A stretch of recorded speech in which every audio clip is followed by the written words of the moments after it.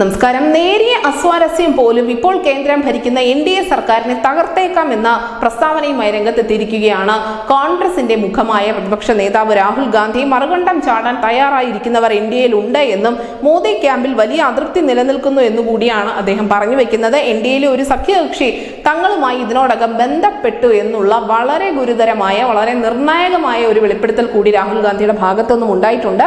എന്നാൽ ഈ കക്ഷിയുടെ പേര് ഉടൻ തന്നെ തങ്ങൾ വെളിപ്പെടുത്തില്ല കൂടി അദ്ദേഹം പറയുന്നു. ഒരു ദേശീയ മാധ്യമത്തിന് നൽകിയ അഭിമുഖത്തിനിടയിലാണ് രാഹുൽ ഗാന്ധി കാര്യം വ്യക്തമാക്കിയിരിക്കുന്നത്. മാത്രമല്ല, കൈകൾ പിന്നിൽ കെട്ടിയിട്ട അവസ്ഥയിലാണ് തങ്ങൾ ഈ തെരഞ്ഞെടുപ്പിനെ നേരിട്ടത് എന്നും പക്ഷേ എന്താണ് ചെയ്യേണ്ടത് എന്ന് ഇന്ത്യയിലെ പാവപ്പെട്ട ജനങ്ങൾക്ക് അറിയാമായിരുന്നു എന്നുകൂടി രാഹുൽ ഗാന്ധി പറയുന്നുണ്ട്.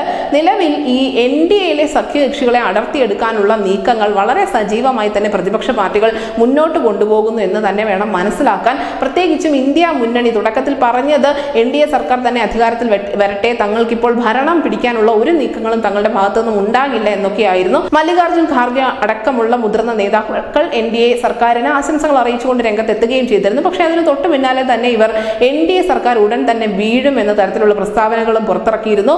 പ്രത്യേകിച്ച് മമതാ ബാനർജി അടക്കമുള്ളവർ പറഞ്ഞത് അധിക നാൾ ഈ NDA സർക്കാർ മുന്നോട്ട് പോകില്ല എന്നാണ്. അതിന് തൊട്ടു പിന്നാലെയാണ് NDAയിലെ ഒരു പ്രബല സഖ്യകക്ഷി തങ്ങളെ ബന്ധപ്പെട്ടിരിക്കുന്നു എന്ന നിർണായക വെളിപ്പെടുത്തൽ രാഹുൽ ഗാന്ധിയുടെ ഭാഗത്തു നിന്നും ഉണ്ടായിരിക്കുന്നത്.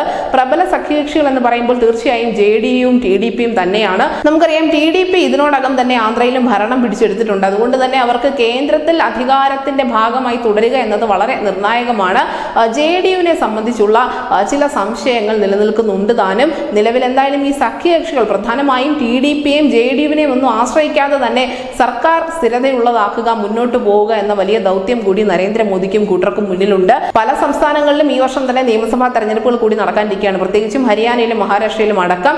ഇതിന് മുന്നോടിയായി എന്തെങ്കിലും തരത്തിലുള്ള രാഷ്ട്രീയ നീക്കങ്ങൾ ഉണ്ടാകുമോ ഏതെങ്കിലും സംസ്ഥാനത്ത് എന്നുള്ള അഭ്യൂഹങ്ങൾ വളരെ സജീവമാണ്. അതിനിടയിലാണ് പ്രതിപക്ഷ പാർട്ടികൾ ഇത്തരത്തിലുള്ള പരാമർശങ്ങളുമായി രംഗത്തെത്തുന്നത്. News desk news India Malayalam.